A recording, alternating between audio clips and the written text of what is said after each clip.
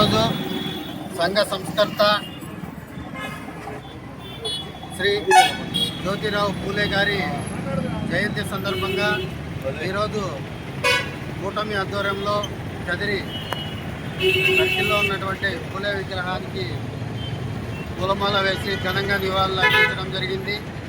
గత 200 సంవత్సరాల క్రితము ఆ రోజు వివిధ జాతులు వివిధ మతాలు ఉన్న సందర్భంలో, చాలా వెనుకబాటు ఉన్న సందర్భంలో, అలాంటి సందర్భంలో శ్రీ జ్యోతిరావు పూలే గారు మహారాష్ట్రలో జన్మించి ఆ రోజు ఉన్నటువంటి మహిళలకు కానీ నిమ్న వర్గాలకు కానీ వాళ్ళకు ఎటువంటి విద్యా సౌకర్యాలు లేని టైంలో ఆయన జన్మించి ఆ రోజు ఉన్నటువంటి పరిస్థితులకు అనుగుణంగా వారందరికీ విద్యాబుద్ధులు నేర్పించి పాఠశాలలు ఏర్పాటు చేసి, అలాగే తన భార్య అయినటువంటి సావిత్రిబాయి పూలే గారిని కూడా ఒక ఉపాధ్యాయురాలను చేసి మహిళలకు అయితేనేమి, నిమ్న వర్గాలకైతేనేమి, వెనుకబడిన వర్గాలకైతేనేమి విద్యాబుద్ధులు నేర్పించి ఆ రోజు ఉన్నటువంటి సామాజిక అంశాలను అలాగే విప్లవాత్మకంగా మార్పులు తీసుకురావడంలో ఆయన ఎంతో దోహదం చేశాడని చెప్పేసి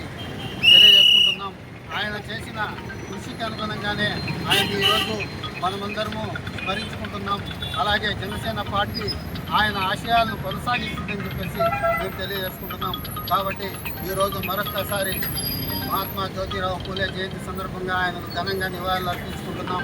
ఆయన బాటలోనే సదా ఆన్సరీయంగా మా జనసేన పార్టీ ఆయన ఆశయాలను కొనసాగిస్తుందని చెప్పి మరొక్కసారి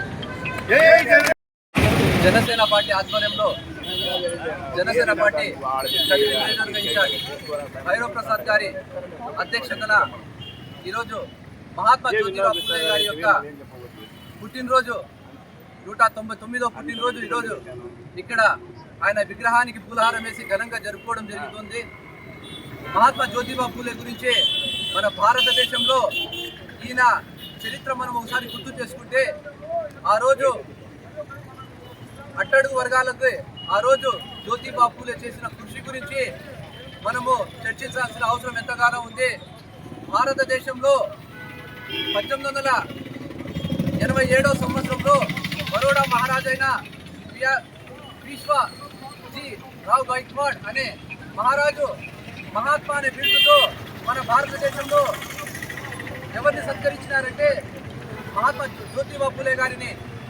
దాని తర్వాత ఇప్పటి వరకు ఎవరికి కూడా చట్టబద్ధంగా కానీ ప్రజల చేత కానీ మహాత్మా అనే బిరుదు పొందిన వ్యక్తి ఎవరు లేరు. అటువంటి మహాపురుషుడు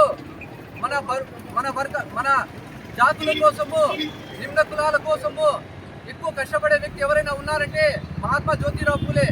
ఈయన చేసిన కృషి అంతా ఇంత కాదు. ఆ రోజు మహిళలకు విద్యాబుద్ధులు నేర్పడంలో మహాత్మా జ్యోతిరావు పూలే ఎంతో కృషి చేసి 13 సంవత్సరాల వయసులో 9 సంవత్సరాలు కలిగిన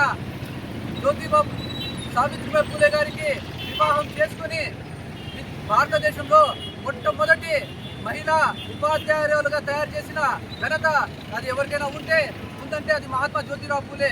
ఇటువంటి మహాపురుషుడు, ఇటువంటి వ్యక్తులు, ఇటువంటి మహానుభావుల యొక్క జయంతులు కానీ వర్ధంతులు కానీ మనం చేసుకోవాల్సిన అవసరం ఎంతగానో తెలియజేస్తూ ఈ అవకాశం ఇచ్చిన కదిరి నియోజకవర్గ ఇన్ఛార్జ్ భైరవ్ ప్రసాద్ గారికి మరియు మండల కన్వీనర్ మరియు పట్టణ కమిటీ సభ్యులకు పేరు పేరున ధన్యవాదాలు తెలుపుతూ ఇంతటితో ముగిస్తున్నాం.